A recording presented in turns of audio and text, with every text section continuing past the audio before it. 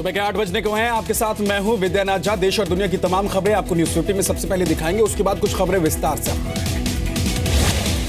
पाकिस्तान की जेल में बंद कुलभूषण जाधव की फांसी की सजा पर आज इंटरनेशनल कोर्ट ऑफ जस्टिस में होगी सुनवाई। आमने सामने होगा भारत और पाकिस्तान।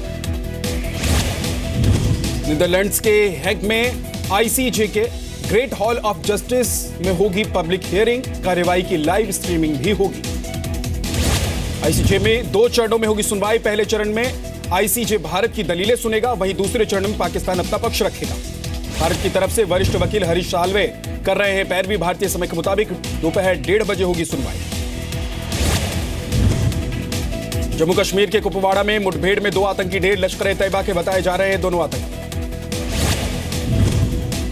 आतंकियों के छिपे होने की खबर के बाद राष्ट्रीय राइफल्स जम्मू कश्मीर और सीआरपीएफ ने चलाया ज्वाइंट ऑपरेशन। आतंकियों से भारी मात्रा में हथियार बरामद। यूपी के महाराजगंज में भारत नेपाल बॉर्डर पर हिजबुल मुजाहिदीन का एक आतंकी गिरफ्तार। सीमा सुरक्षा बल ने धर दबोचा। कई साल पाकिस्तान में रहा है आतंकी। पाकिस्तान ने माना जिहाद के नाम पर आतंक फैला रहा है हाफिज सईद, इसलिए हिरासत में लिया। 3 सदस्यीय बोर्ड के सामने पाकिस्तान के गृह मंत्रालय ने दिया बयान। कहा हाफिज सईद और उसके 4 साथी जिहाद के नाम पर आतंकवाद फैला रहे थे।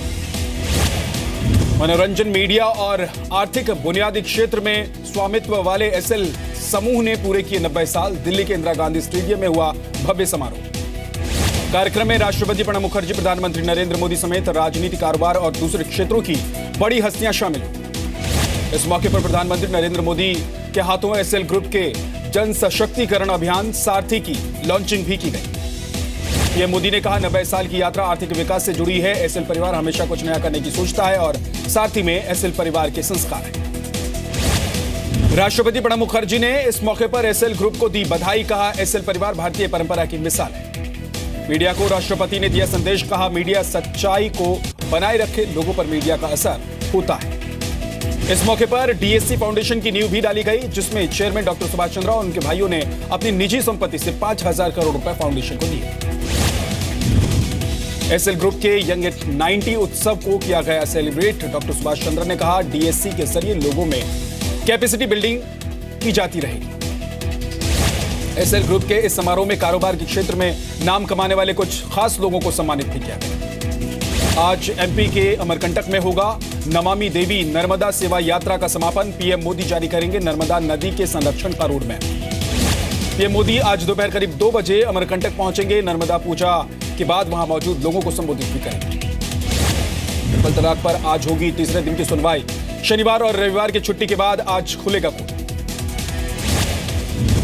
दूसरे दिन सुप्रीम कोर्ट की संविधान पीठ ने बेहद कड़ी टिप्पणी की थी। कोर्ट ने कहा था कि ट्रिपल तलाक निकाह खत्म करने का सबसे घिनौना तरीका है। रोहतक में गैंगरेप और मर्डर केस में फरार 4 आरोपियों की अभी तक गिरफ्तारी नहीं। पुलिस मुख्य आरोपी सुमित और उसके साथी को गिरफ्तार कर चुकी। सोनीपत एफएसएल की टीम ने की वारदात वाली जगह की जांच। पुलिस ने जुटाई सबूत। फास्ट ट्रैक कोर्ट की मांग करेगी हरियाणा की पुलिस। पश्चिम बंगाल में स्थानीय निकाय चुनाव में हिंसा और गुंडागर्दी। कई जगहों पर ईवीएम तोड़ी गई। 24 परगना में कई मतदान केंद्रों पर बमबारी भी की गई। श्रीनगर में जम्मू कश्मीर पुलिस में भर्ती के लिए युवाओं में उत्साह। भारी संख्या में भर्ती प्रक्रिया में शामिल हुए नौजवान। आज शुरू हो रहा है योगी सरकार के कार्यकाल का पहला विधानसभा सत्र। विधानमंडल के दोनों सदनों को संयुक्त रूप से संबोधित करेंगे राज्यपाल। यूपी में कानून व्यवस्था के मुद्दे पर सरकार को घेर सकता है विपक्ष। कांग्रेस और समाजवादी पार्टी कर सकती है विरोध। एंटी करप्शन ब्यूरो ने केजरीवाल के निजी सचिव को भेजा नोटिस। टैंकर घोटाले में होगी पूछताछ। एसीबी ने आज कपिल मिश्रा को भी बुलाया हुआ है। योगेंद्र यादव ने की केजरीवाल पर लगे आरोपों की जांच की मांग। कपिल मिश्रा और केजरीवाल को गुरु शिष्य बताया। कपिल मिश्रा ने केजरीवाल पर लगाया चंदे में धोखाधड़ी करने का आरोप। चुनाव आयोग को गलत जानकारी देने का भी आरोप लगा। कपिल मिश्रा ने कहा आम आदमी पार्टी के खाते में आए 45 करोड़ रुपए, लेकिन वेबसाइट पर दिखाए गए सिर्फ 19 करोड़ रुपए। अस्पताल में भर्ती कपिल मिश्रा की हालत में सुधार। कल प्रेस कॉन्फ्रेंस के दौरान बेहोश हो गए थे कपिल मिश्रा।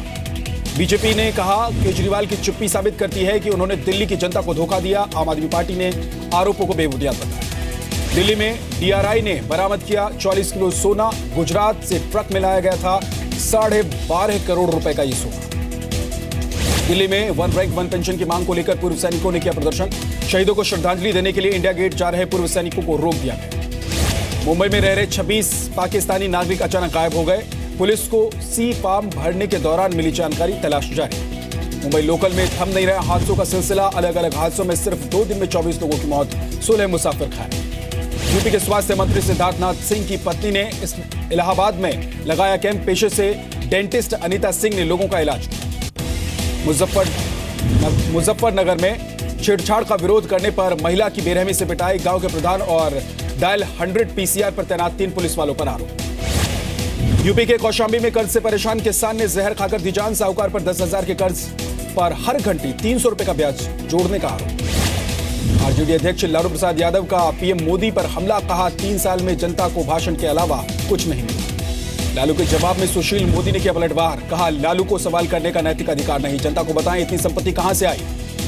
गुजरात के डांग जिले में पानी की कमी से सूखे जैसे हालात। कई किलोमीटर दूर से पानी लाने को लोग हैं मजबूर। जिले के 311 गांव प्रभावित हैं। छत्तीसगढ़ के बिलासपुर में 200 फीट गहरी खाई में गिरी टूरिस्ट गाड़ी। 3 लोगों की मौत, 14 लोग घायल। राजस्थान के सीकर में महिला के सिर पर हमला कर हत्या। पुलिस को महिला के पति पर हत्या का शक। गुरुग्राम में नॉर्थ ईस्ट की लड़की को अगवा कर चलती कार में गैंगरेप। वारदात के बाद लड़की को सड़क के किनारे फेंक दिया गया। आरोपी फरार हो गए। राजस्थान के कोटा में टैंकर से पानी भरने को लेकर 2 गुटों में टकराव। खूनी संघर्ष में 6 लोगों को अस्पताल में भर्ती कराया गया है। वन बेल्ट वन रोड कार्यक्रम में शामिल हुए नेताओं के साथ राष्ट्रपति शी जिनपिंग का डिनर। रूस और टर्की के राष्ट्रपति समेत कई बड़े नेता शामिल हुए। मुंबई में हेमा मालिनी ने भरतनाट्यम से बांधा समाज। सोनू निगम समेत कई बड़ी हस्तियां यहां मौजूद थी।